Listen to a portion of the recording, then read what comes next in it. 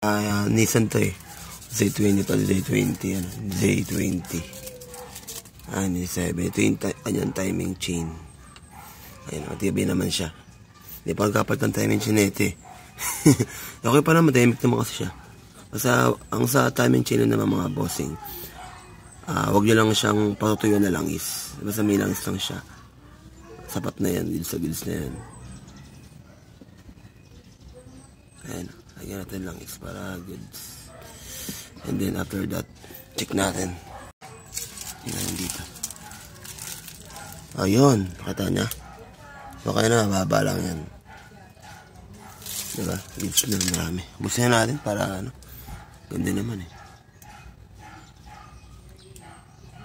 Okay na to. Sabi check. Alright, dami na diba? Ayun lang, ganyan lang. Check lang.